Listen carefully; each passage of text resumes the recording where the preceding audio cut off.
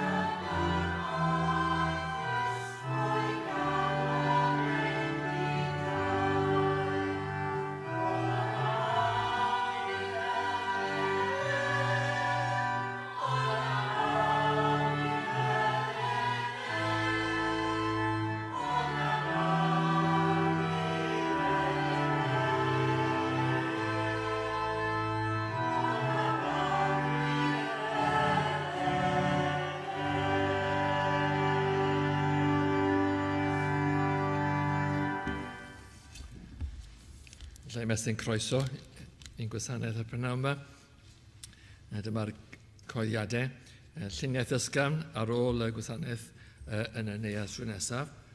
A fydd y cwrdd gweddi nesaf nos Iau yma, yr ugeinfed o Fedi, am hanner awr wedi 7 yn y neuadd y capel. Fe gymerwn ni nawr y casgliad wrth ganu emyn 459 wrth yn eistedd, 459. Gwell dy drigaredd di a hedd na'r byd na'r bywyd chwaith. Aros ar ein histydd tra bod y casgliad yn cael ei chymeryd.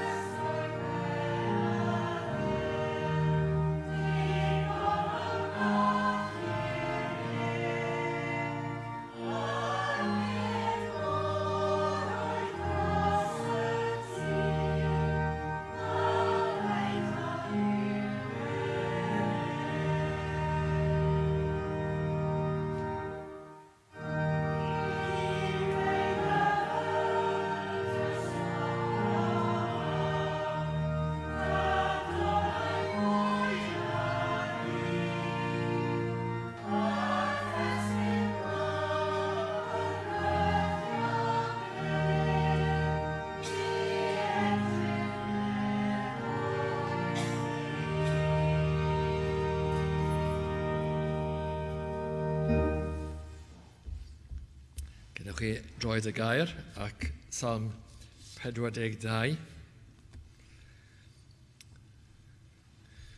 Psalm 42.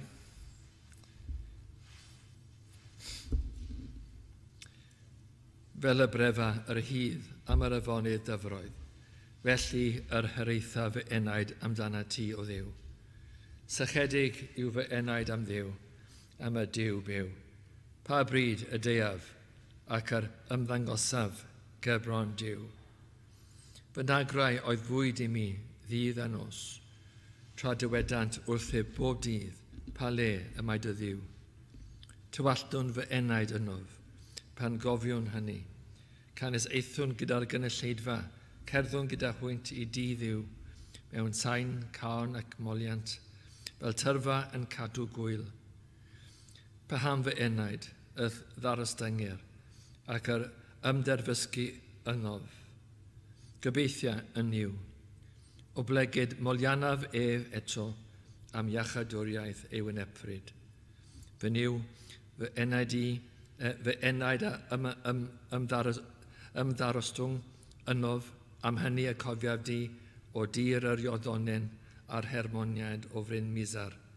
Dymder a ilw ar ddymder wrth sŵn dy bystylloedd di, dy holl donau a liferiant a eithant droso fi, eto yr arglwydd a'r chymyn ei drigarydd liw dydd, a'i gan fydd gyda mi liw nos, sef gweddi ar ddiw fy einioes. Dywedaf wrth ddiw fy ngwraig, paham yr ynghofias fi, paham yr hodiaf yn alarus trwy othrymder y gelyn, megis a chleddyf yn fy esgyn y mae fe wrthwnebwyr yn fy ngwaradwyddo, pan ddywedant wrth y bob dydd pa le y mae dy Dduw. Paham y ddarostyngyr fy enaid, a paham y terfysgu ynof.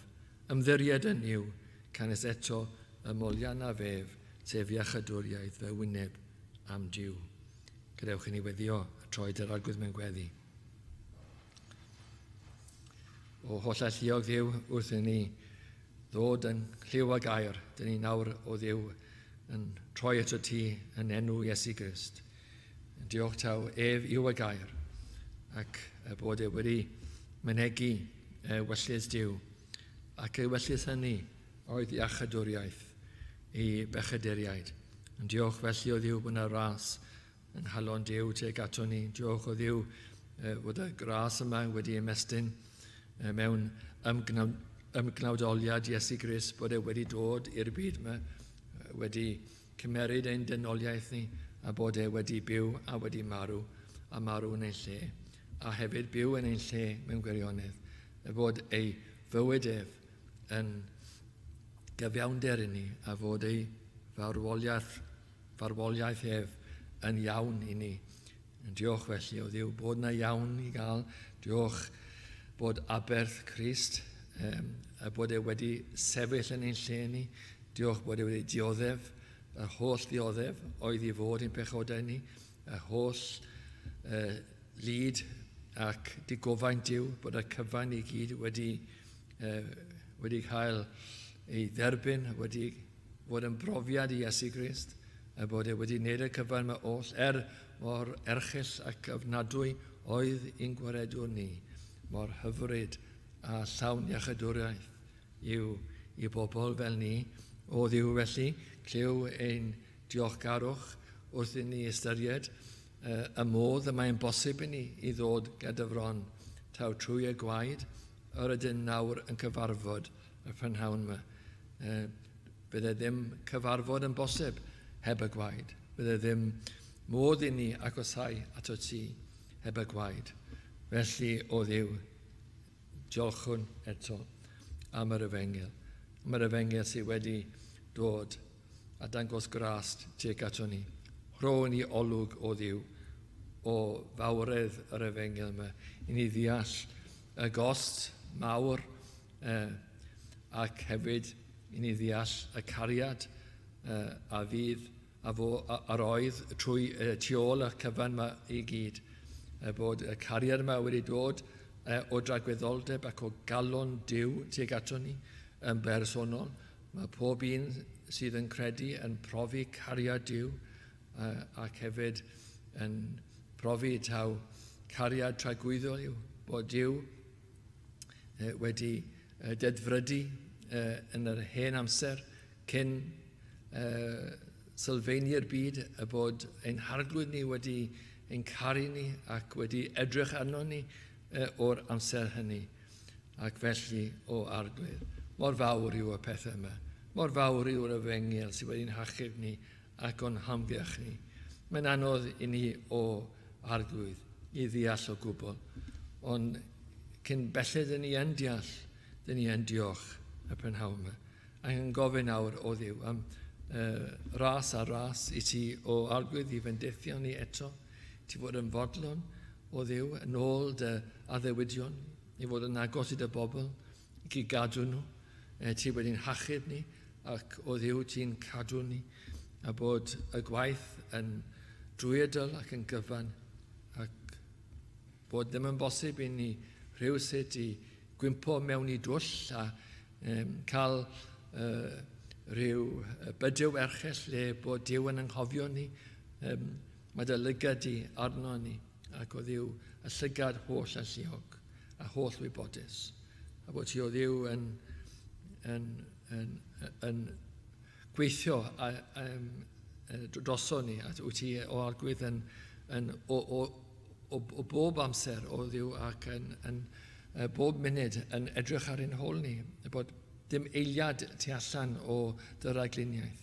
A ni'n diolch o Dduw bod y cyfan yma i ni o Dduw bod y bywyd yn rhywbeth sydd yn achosi tristwch ac poen i ni ac pryder i ni, ond mae'r gair yn galw ato ni i ymddiried yno ti ac i bwyso yno ti. A bod ti o Dduw yn Dduw i ymddiried yno, yn wir ti yn unig. Mae'n bosib ymddiried yno. felly o arglwydd. Galluoga ni nawr i fod yn bobl sydd yn ymddiried ac yn credu ac yn pwyso. Rho olwg i ni o arglwydd o'r pethau yma. Gad ein hynediad ni i weld pethau mawr yma ac felly byddwn ni o ddiw yn mentro. Dwi'n gwybod mae yna bwysau yn ni, mae yna rheidrwydd i ni i fentro ac i gredu. Bod y mawrydd y peth o'n hangyrch ni trwy'r amser, fod y mynyddoedd yma yn amgylchynu ni, mae rhaid i ni edrych ato ti. Ac wrth i ni edrych, dyn ni'n derbyn y fath nerth a'r fath agosrwydd. O Dduw felly. Maddau'n gwendid ni. Dyn ni'n gweddio, byddwn ni'n rhywsyd yn gallu codi allan o'n gwendid ni ac i gredu ac i edrych ato ti o Dduw. Felly clyw ein gweddio ni nawr, bendithia yr oedfa yma, bendithia gwaith yr efengil yn ein hamser ni. Tyd o Dduw mewn ymweliad, a fydde ymweliad yn dod i'n heglwys to, a fydd yna nerth a fydd yna fywyd yn ein hoedfaw ni. Fydde ti o Dduw yn llenwi'n calonau ni gyda y dwfr bywiol, a fyddwn ni yn sychedu ac yn yfed ac yn bodloni. O Dduw, clyw nawr, bydda gyda ni o Dduw unigol ac hefyd mewn teuluoedd a cyfeillion ac fel eglwys a chenedl hyd yn oed. Fydde ti'n cofio ni o Dduw yn fodlon o arglwydd i agosau ato ni, agosa ato ni. Dyn ni yn gofyn o arglwydd i ti fod yn agos y prynhawn yma, i'r ysbryd glân i fod yma yn ein nerth ein uniol. Felly Dduw, felly o Dduw, felly arglwydd. Dyn ni'n gofyn y cyfan yma yn enw Iesu Grist ein gwaredwr. Amen.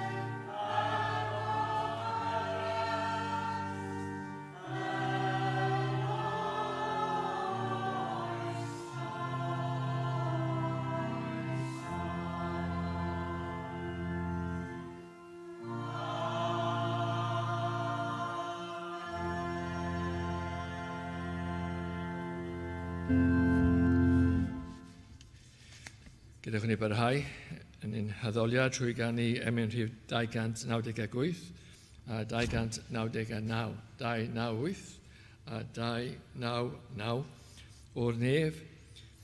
Mi glywais newydd fym cododd ar fy nhraed. Gadewch i ni sefyll i gan ni.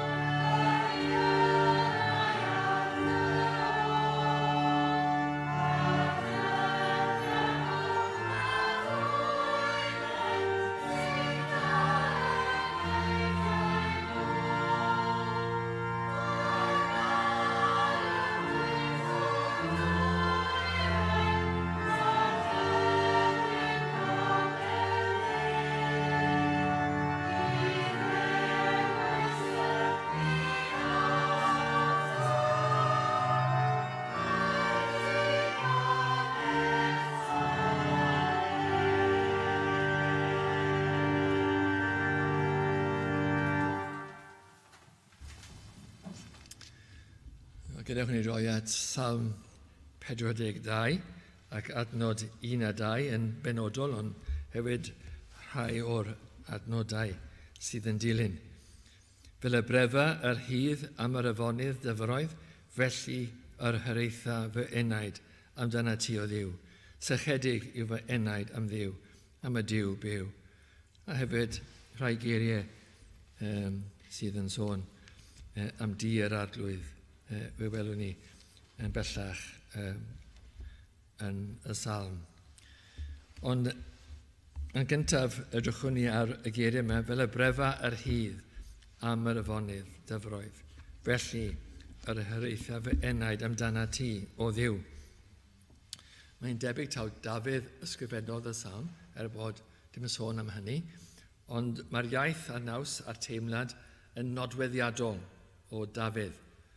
Iaith ysbrydol, iaith hiraethus, iaith sydd yn dymuno ac yn sychedu am gymundeb a Duw. Ac yn wir, y syched yma yw y thema, fel y gwelwn ni, fel y brefa yr hydd am yr afonydd Dyfroedd. Felly yr hyreitha fy enaid amdana ti o Dduw. Ac fe welwn ni fan hyn bod Dafydd yn mynegu y syched am yr arglwydd trwy lun trawiadol o hydd yn sychedu am Dyfroedd. Siwr o fod yn dianc o ryw elyn, dyna'r syniad am ei fod yn brefu ac yn sychedu, bod e wedi dianc o ryw elyn, bod e mewn gwendid oherwydd yr erlyd yma, ac yn deheu am y Dyfroedd, yn deheu am adnewyddiau corff, gyda chryfder a bodloni hefyd, wrth yfed bodloni y syched. Ac falle hefyd bod y hydd, os allwn ni dynyddio nid dychymyg, ond jyst edrych ar y geiriau a meddwl beth oedd yn debyg yn meddwl Dafydd, bod yr hydd wedi dianc i rywle estron, a felly yn chwilio am y Dyfroedd, yn brefu yn chwilio am y Dyfroedd, heb ddod o hyd i'r Dyfroedd, yn chwilio am y Dyfroedd. Ac mae'n debyg gyda hanes Dafydd wrth y fe ysgrifennu'r salm yma, bod e'n dianc o ryw elyn. Mae yna sawl chysur felly yn mywyd Dafydd. Mae'r amgylchiadau'r salm yn pwyntio at amser Absalom, mwy na thebyg, ac bod Dafydd mewn rhyw le estron yn bell o'i gynefin. A felly yn chwilio am y Dyfroedd, yn deheu am agoswydd Duw a deheu am di yr arglwydd. Welwn ni geiriau Dafydd fan hyn yn sicr yn mynegu calon Cristion, ond hefyd ar yr un pryd yn dangos angen dyn am y dŵr bywiol, bod dyn yn anghennus ac yn sychedu ac angen y dŵr bywiol. Felly, cadw ni mewn golwg y prynhawn yma, syched y Cristion a syched dynoliaeth hefyd, wrth ystyried y tri mater yma sydd gen i, sef enaid sychedig ac enaid gwahanedig ac enaid bodlon. I ddechrau gyda'r syched, enaid sychedig. Wrth i ni feddwl am y greadigaeth, bod dyn wedi greu gan yr arglwydd, a creadigaeth unigryw yw creadigaeth dyn. Mae Duw wedi ei greu yn ôl ei ddelw ei hun, felly yn greadigaeth arbennig iawn, ac yn ôl ei lun. A felly, yng nghalon dyn, mae yna ddymuniad ysbrydol, a'r dymuniad yna i adnabod Duw, ac mae'r syched mewnol yn syched am adnabod Duw ac ymuno gyda Duw. Hwna yw natur dyn. Mae dyn wedi greu i adnabod Duw ac i gymuno â Duw. A felly mae yna berthynas Duw tuag at ddyn a dyn tuag at Dduw. Nawr yn y salm yma, fel y dywedon ni, mae Dafydd yn defnyddio syched corfforol anifail syched yr hir, fe welwn ni fan hyn, yn disgrifio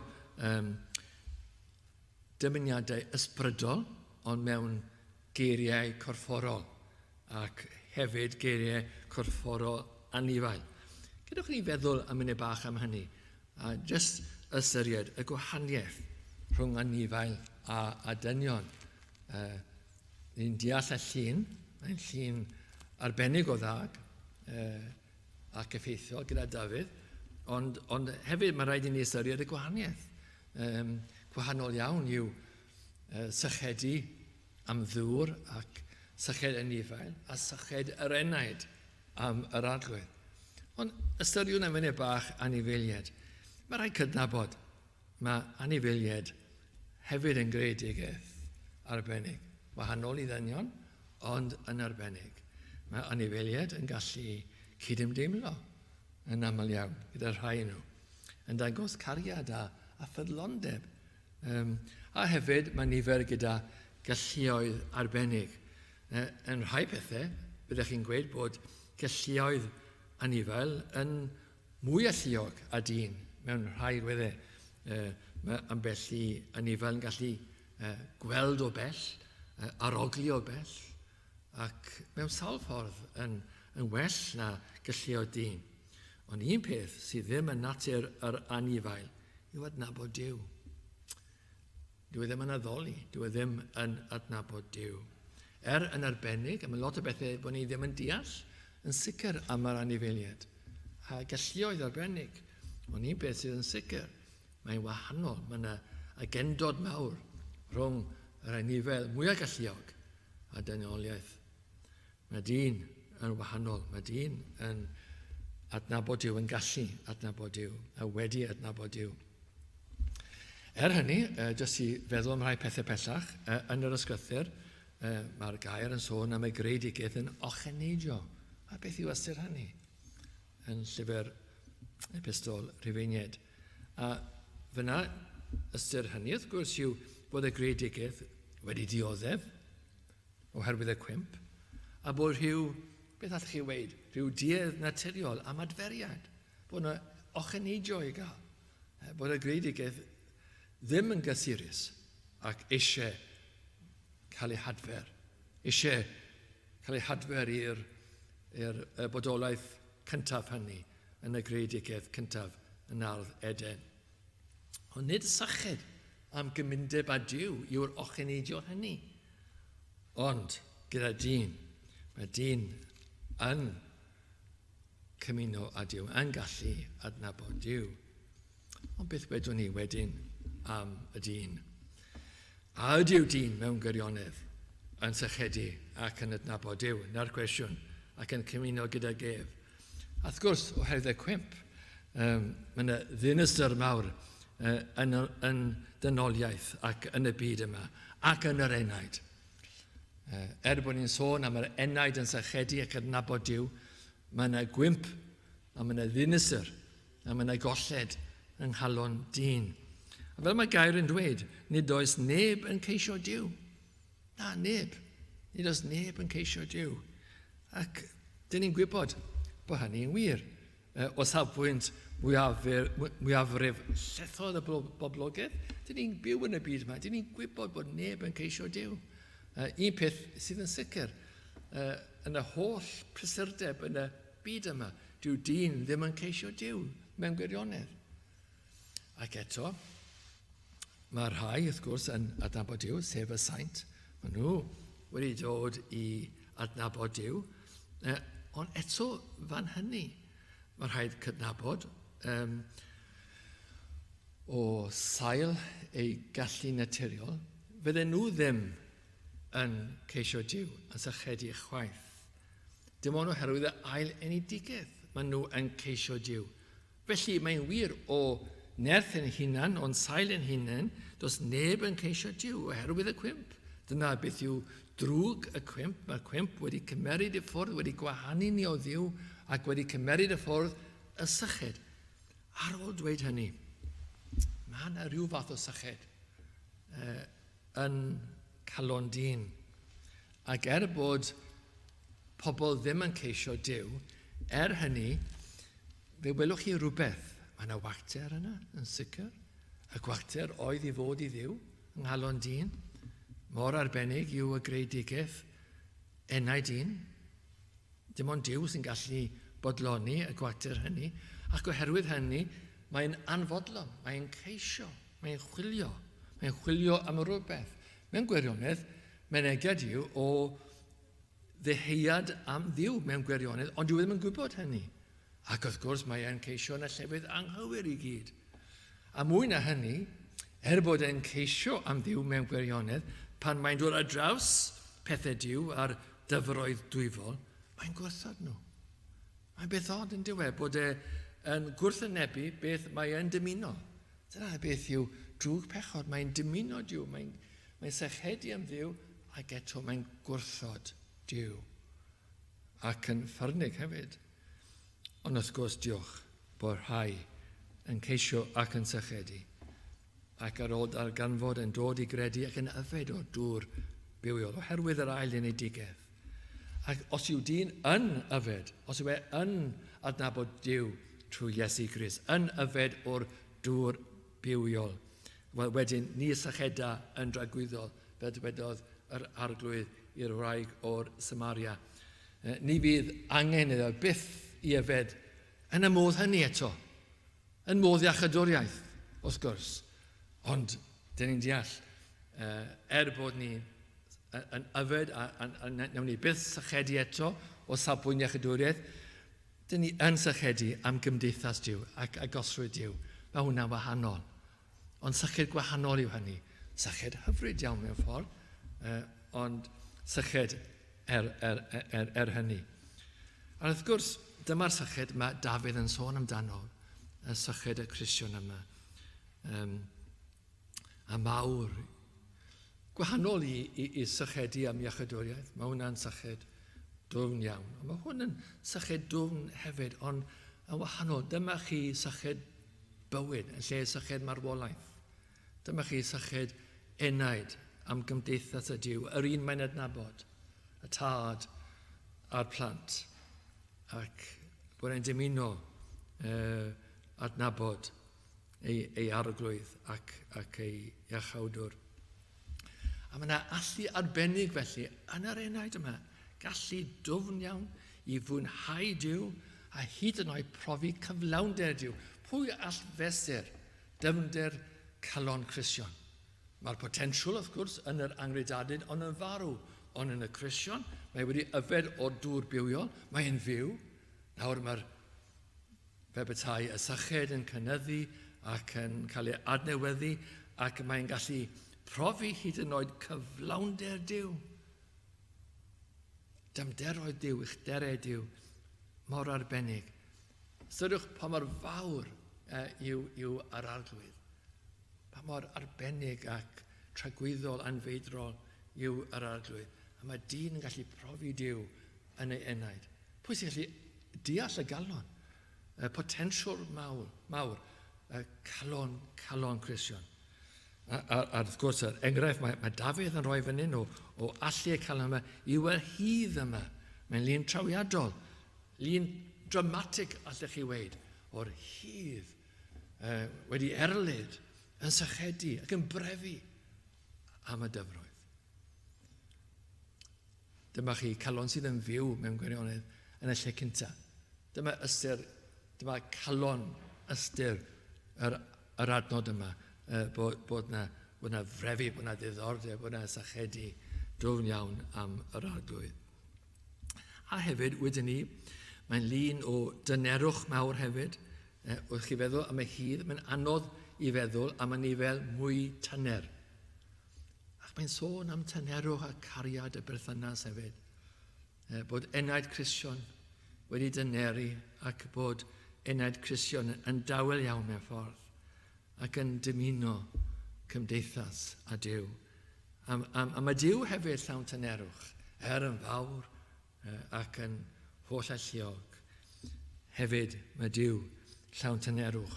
Fel dywedodd John Calvin yn ei emyn, tynerwch, cyfeithu'r emyn wrth gwrs, o'r Saesneg fel ni'n anabod i, the true and perfect gentleness, tynerwch wir a perffaith.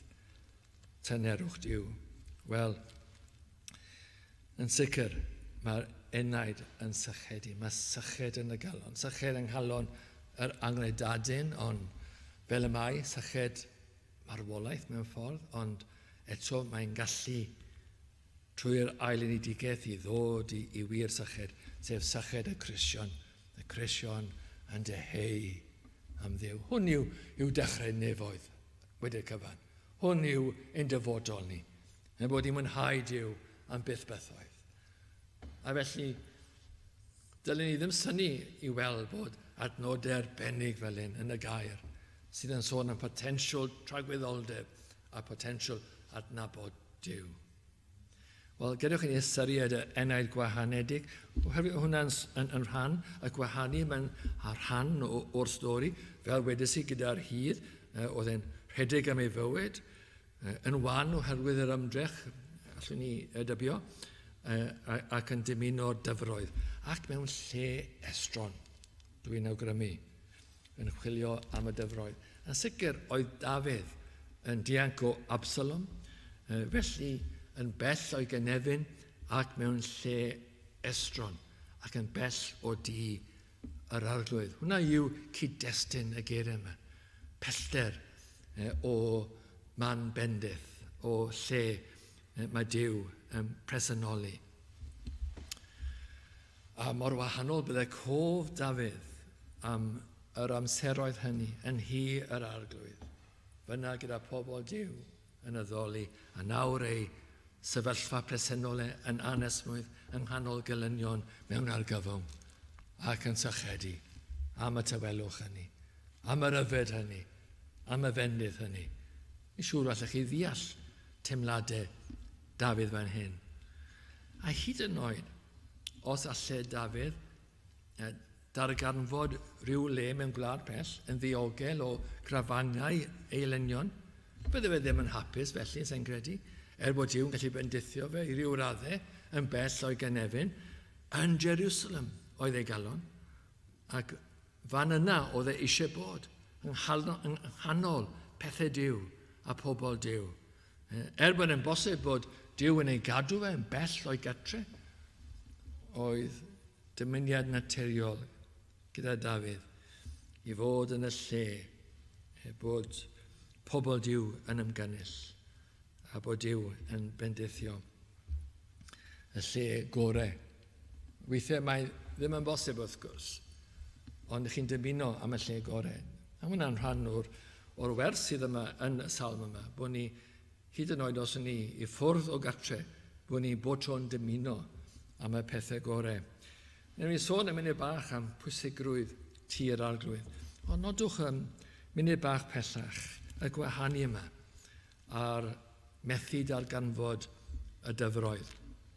A mae yna gyfnodau yn rhofiad Crisiwn, le mae e teimlo gwahaniad a bod e'n bell o'r arglwydd am bob fath o reswm. Mae'r diafol yn gallu gwneud hynny, gallu cuddio'r arglwydd ohonoch chi. Mae crwydro ysbrydol yn gallu gwneud hynny. Treialon bywyd, profiadau bywyd yn gallu dod â iselder ac teimlad o ymbellad. Beth ddyle ymateb Crisiwn i fod i'r cyfnodau yma? Wel, hawdd iawn bydde ymgartrefi mewn ffordd yn y pellter, anghofio Duw, addasu i fywyd yn bell ohono. Bydde Crisiwn fel yna ddim yn dweud geiriau fe hyn, fel y brefar hydd am yr Afonydd Dyfroedd. Felly, yr hyreithaf enaid amdana ti o Dduw. Y Crisiwn sydd yn gartrefol yn y byd, yn gartrefol yn bell o'r arglwydd, dwi ddim yn siarad fel yna, nag yw e. Ond yr un sydd yn caru'r arglwydd, mae gwahanu yn cynyddu y syched. Mae'r Crisiwn yn brefu am gymdeithas Duw. Mae'n galw allan, mae enaid yn brifo ac yn sychedu yn dymuno am y cymdeithas agos unwaith eto. Oherwydd A hefyd, allwn ni feddwl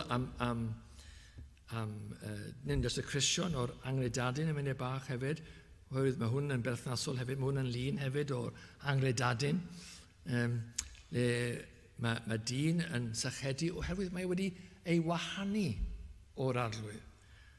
Amser yn ôl yn Eden drist, gwahanwyd dyn oddi wrth yr arglwydd. Gadawodd dyn ochr Duw. Hefyd anfonwyd dyn allan o'r ardd. Ond mae wir hefyd, gadawodd dyn yn y lle cyntaf ochr Duw ac ymateb Duw oedd ei anfonau allan o'r ardd. A pechod sydd yn gwahanu. A felly mae yna rhyw ystyriaeth yn y salm yma, wrth ni feddwl am y gwahaniad yma, bod dyn yn y cyflwr yma, bod ei wedi wahanu o'r arglwydd. A mae hwn felly yn reswm am y syched hefyd yn ei galon. Bod e ddim yn adnabod Duw, mae'n bell o Duw, mae'n mewn gwlad pell. Fel y mab y fradlon, mewn gwlad pell. A felly oherwydd y pellter yma, mae'r anfodlonrwydd, mae'r syched yn waith ac yn cynyddu yng nghalon dyn. Ac bod yn gallu bodloni a pethau eraill y byd, dyw'r pethau eraill mae byth yn gallu bodloni yr enaid. Dwi'n bosib i fodloni yr enaid. Mae'r enaid yn sychedig, yn farw sychedig. Rhaid yfed wrth gwrs o'r dyfroedd bywiol yn Iesu Grist. Rhaid adnabod Iesu Grist i yfed y dŵr bywiol yma. Ac wrth Cris yw y dŵr bywiol yma wrth gwrs hefyd. A mae'n methu heb yr ail enedigaeth. Hwn yw y broblem. Mae'r gwahaniad yma, mae'r pellter yma yn bellter mawr ac heb gallu Duw yr ail enedigaeth. Mae yn boen. A mae yna boen yn cymdeithas dyn ac yn ein cymdeithas ni a'n gwledydd ni. A poen yma, a'r trybini yma, a'r trwbl yma, dyn ni'n profi ymhlith ein gilydd. A dyn ni ddim yn adnabod Duw, dyn ni'n anfoesol, dyn ni mewn rhyw dywyllwch yn ceisio pethau tywyll, a mynd yn erbyn beth sydd yn dda, bod ni'n trio ceisio rhywbeth sydd yn bodloni yr enaid. A hwnna yw y stori wrth gwrs, ac mae'r pellter yn gwneud y peth yn waith byth. Y pellter yma, y gwlad pell yma. Ond mae'n y fodloni, a gyda'ch ni ystyried y bodloni yma, cyn i sôn am adnabod Iesu Grist ac yfed o dŵr bywiol, ac hefyd cyn i sôn am bodlonrwydd y Cristion hefyd, nodwch iaith Dafydd am dir arglwydd am munud bach yn adnod 4. Tywallwn fy enaid ynof pan gofiwn hynny canes eithwn gyda'r gynulleidfa, cerddwn gyda hwynt i di ddiw mewn sain can amoliant fel tyrfa yn cadw gwyl. Mae Dafydd yn cofio cerdded gyda pobl Duw i di yr arglwydd. Nawr, bod bendydd personol rhwng y Cristion a'r arglwydd, pan ei fod yn ei gatre, yn preifatrwydd ei gatre, pan ei fod yn darllen y gair ac yn gwyddio, bod hynny yn wir. A fydde Dafydd wedi profi hynny hefyd yn bell o Jerusalem. Mae yna le arbennig i di yr arglwydd. Mae yna bwysigrwydd i'r dyfroedd yma. A hwn yn ddarpariaeth Duw, yn ffynhonnell Duw. Mae Duw wedi agor ffynon i ni ar eglwys a ti yr arglwydd yw y ffynon hynny, a fod gyda pobl Duw. Am yr un peth, pobl Duw ydynt. Gadwch ni gofio hynny, pobl Duw ydynt. Llawn gwendidau a phroblemau, pobl Duw ydynt. Mae gras yn eu calonau nhw. Ac wrth i ddyn i fod yn eu plith, mae'n profi'r gras yma. Mae'n profi Iesu Grist yn y saint. A maen nhw yn ddyfroedd am y reswm hyn. Mae mwy i gael wrth gwrs, ond maen nhw'n ddyfroedd am y reswm hyn. Pobl Duw ydyn nhw. Mae Cris yn ei calonnau nhw. Mae gras yn ei calon nhw. A felly mae'r llefydd yma, lle mae pobl Duw yn ymgynnull, yn ddyfroedd. Yn aml iawn, mae'r byd yn dod i'n cwrdd i ni. Bod nhw ddim yn credu, bod nhw'n timlo. Maen nhw yn mwy heddychlon yn y lle yma. A mwy tawel. Maen nhw hyd yn oed o bellter yn cael rhyw fath o fendith bod nhw ddim yn dod i gredu yn angenreidiol. Maen nhw'n cael eu tynnu i'r lle yma. Dyw e ddim yn ddigon wrth gwrs. Ond mae'n profi rhywbeth bod rhyw fendith, rhyw ddwfr a rhyw ddyfroedd yn y llefydd yma lle mae pobl Duw yn ymgynnull. A hefyd wrth gwrs, wrth chi ystyried beth sy'n digwydd mewn gwasanaeth yn hir arglwydd, yn hen testament, neu dyn ni mwy cyfarwydd ar testament newydd amser ni, dyn ni'n addoli mewn ysbryd a gwirionedd. Mewn ysbryd, mewn calon, hynny yw. Ysbryd glân, ie hefyd, mae'n wir, ond ystyr y geiriau na dwi'n credu yw ysbryd y calon, a mewn gwirionedd. Gwirionedd. Dyna chi beth pwysig yn y byd yma. Gwirionedd. Pur gwirionedd. Ac mewn calon addoli, ac yn defnyddio gair Duw, wrth i ni ystyried y method i ni yn addoli, mae gair Duw yn y calon, dyn ni'n gweddio, dyn ni'n canu, yr holl bethau yma, a mae hyn i gyd yn ddyfroedd am y reswm hynny.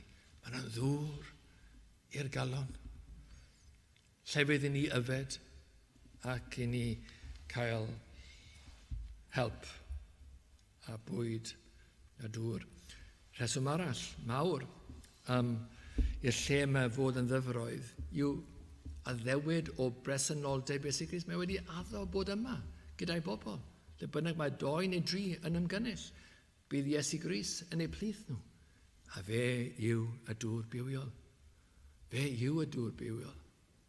A felly, wrth chi ystyried tir arglwydd, bod, allwch chi weid bod Cris yn y cartre, ond mae yna rhywbeth gwahanol le mae gyda'i bobl, rhyw fendith arbennig, le ni'n dod gyda'n gilydd a bod Crist y pen a'r corff gyda'i gilydd, mae'n unigryw. Mae bendith yn llefydd eraill, dyn ni'n gwybod hynny, ond mae hwn yn rhywbeth arbennig bod Duw wedi darparu ar ein traws ni. A felly, presenoldeb Iesu Grist, dyna chi calon y peth.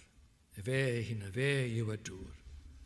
A pan fod yn bresennol, mae'r enaid yn yfed o'r dŵr bywiol. Ac wedi'r cyfan, wrth chi feddwl am y llun yma o di yr arglwydd, mae'n lun o'r nefoedd. Dyna beth yw ein diwedd ein siwrne ni. Dyn ni ddim yn cael ei hachub i fod mewn lle bach ar ben ein hunain, ond bod ni'n dod ymlith gyda'n gilydd, bod ni'n addoli Duw, a bod pobl Duw o amgylch yr oen Iesu Grist. A mae llyfr Datguddiad yn disgrifio y nefoedd yma fel afon bir o ddwfr y bywyd. A bod ni'n yfed fan hyn wrth gwrs o ddŵr pur iawn y nefoedd. A mor hyfryd fydd yr yfed hynny, y gymdeithas hynny a'r arglwydd yn ein plith ni. A fydd y dŵr yn llifo. A fydd yr yfed yn bodloni ac yn llawn. Hefyd, wrth ni feddwl am dir arglwydd, ac nawr ystyried falle yr angredadyn yn dod o'r pellter, oedd Daniel Rowland, oedd yna rhyw draddodiad o y pobl agos a'r pobl pell. A fydd y saint yn agos a'r rhai yn ceisio yn y cefn. A felly, dyn ni'n ystyried falle yr heini sydd yn dod a sydd ddim yn credu, a bod nhw yn gwrando ar y fengel.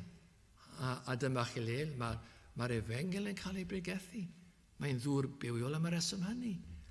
Am bod neges Iesu Grist, iachadwriaeth, gwaed Cris, cyfiawnder Cris, y holl beth yma, maddeuant pechodau, bywyd tragwyddol, holl ffeithiau pwysig yma'n cael ei pregethu, cael ei sôn amdano. A felly, ydych chi'n clywed pethau, ac yn clywed pethau yn nerth yr ysbryd. A mae'r afon fy bethau yn llifo trwy'r lle, afon yr efengil, yn barod i chi blygu ac i yfed ac i gredu. Ac hefyd mae'r ffordd o gredu yn cael ei bregethu hefyd. Y ffordd i dderbyn maddeuant a bywyd tragwyddol. Mewn ffordd i blygu fe bethau fel nes i sôn dys nawr.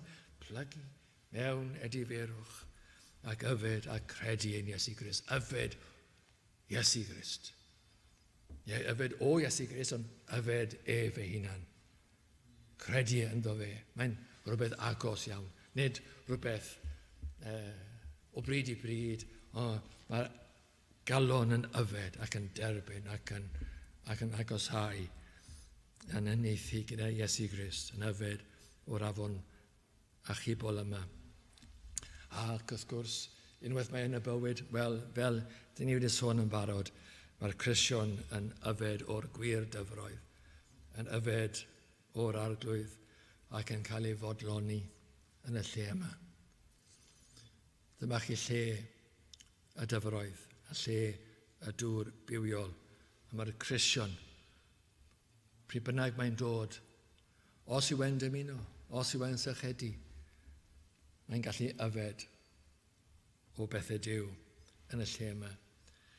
Ac wrth ni ystyried potensial a uchder y gyfed yma, fel wedodd yr arglwydd Iesu Grist i'r wraig o Samaria, eithir y dŵr a roddw iddo, a fyddo ynddo yn ffynnon o ddwfr yn tarddu i fywyd tragwyddol. Bydd y dŵr yma yn tarddu i fywyd tragwyddol. Bydd y dŵr yno ni ac yn tarddu i fywyd tragwyddol. Hynny yw, nefoedd yw hyn, dechrau nefoedd, dechrau yfed o bethau Duw. Nid peth bach yw e. Nid jyst cael ein bendithio bod ein teimladau ni'n cael ei symud o bryd i bryd, ond yfed o bethau Duw a pethau nefoedd a bywyd tragwyddol. Dyna beth yw yr yfed yma. A falle, y peth agosaf i'r dyfroedd hyn yn y byd yma yw y diwygiadau. Wrth ni ystyried y diwygiadau ac yfed yn y diwygiadau. Dyn ni'n gwybod ychydig o'r pethau yma wrth profi bendith yn y capel, yn yr eglwys. Ond yn y diwygiadau mae dynion yn yfed o'r dŵr bywiol trwy ffydd yn Iesu Grist. A maen nhw'n yfed, a maen nhw'n yfed. A mae lot o bobl yn yfed o'r dŵr bywiol. A hefyd mae'r Cristion nawr yn yfed hefyd yn ei lawnder. Nid jyst yfed bach, rhyw sip bach fan hyn a fyna, ond mae'n yfed yn ddwfn ac yn llenwi ei hunan a bendith Duw a llenwi ei hunan a profiadau Duw a Iesu Grist. Gydwch ar y geir yma gan Kenneth McCrae o'r Alban. Yn ysgrifennu am ymweliad yn Ynys Aran yn 1916. Dwi wedi cyfieithu o'r Saesneg wrth gwrs, ond mae'r Saesneg ar gael hefyd. Kenneth McCrae yn 1916 yn meddwl nôl am ddiwygiad Ynys Aran 1916, yn meddwl am y profiadau hynny. Felly daeth i ben amser mwyaf bendithiol fy mywyd. Cefais blas o'r arglwydd oedd werth aros am canrif gyfan. Ac eto, galla fyth bodloni nawr nes cael blas tebyg. Daeth nid yn unig fel bendith, ond gwers hefyd. Roedd tuedd yno i feddwl bod pobl Duw wedi colli y fendith trwy tristau yr ysbryd. Ond dangosodd y profiad yma i mi fod Duw yn fodlon ac yn gallu achub fel yn yr oesoedd gynt, a fydd yr rhai sydd yn gofyn iddo yn derbyn y fendith. Rwy'n credu, wedodd Kenneth McCrae, rwy'n credu os bydde yn y gyffro yng nghalonnau fy mhobl i, siŵr o fod yn Ynys Lewis oedd y pryd hynny, rwy'n credu os bydde yn y gyffro yng nghalonnau fy mhobl i weddio am fendith, fel a ddigwyddodd yn Ynys Aran, byddent yn derbyn. Diolch iddo am roi y fath olwg o'i nerth i bechadur mor wael. A doi ran dwi'n hoffi o'r dyfyniad hynny o dechrau diwedd. Mae diwedd mor Gristnogol. Nid ych chi Cristion yn siarad. Diolch iddo am roi y fath olwg o'i nerth i bechadur mor wael. Mae wedi profi Duw, mae wedi ei ddarostwng, ac hefyd mae wedi yfed. A'r geiriau mewn y dechrau. Felly daeth i ben amser mwyaf bendithiol fy mywyd. Cefais flas o'r arglwydd oedd werth aros am canrif gyfan, ac eto gallaf fyth fodloni nawr, nes cael blas tebyg. Gadewch ni wyddio. O arglwydd felly, dyn ni'n diolch am y pethau mawr yma, gofyn o Dduw i ti siarad i'n calonau ni, i ddangos i ni pa mor hyfryd yw'r dyfroedd bywiol yma. Ond o Dduw hefyd yn ni'n gwyddio am yr heini sydd heb yfed o'r dŵr bywiol yma, heb profi y dyfroedd iachadwriaeth, heb sôn am y dyfroedd profiad a bodlonrwydd yn Iesu Grist. Ond o Dduw, dyn ni'n gofyn i ti nawr i gynyddu y syched hynny yn ei calonnau hwynt. O Dduw, i ti ddod ar ryw brofiad o bellter sydd yn cynyddu y syched mwyn i'r enaid i alw allan, i frefu fy bethau ac i geisio am y dyfroedd bywiol yma. O Dduw, a felly darganfod hwynt ac ar ôl darganfod y dyfroedd i blygu ac i yfed ac i ddod i fywyd tragwyddol, i ddechrau y nefoedd yn y galon. Yr yfed yma yn dechrau gyda iachadwriaeth a parhau trwy bywyd ac yn diweddu yn y tragwyddoldeb ac yn y nefoedd a'r dŵr pyr hynny. Felly o Dduw, lliw ein gweddi yn Iesu Grist. Amen.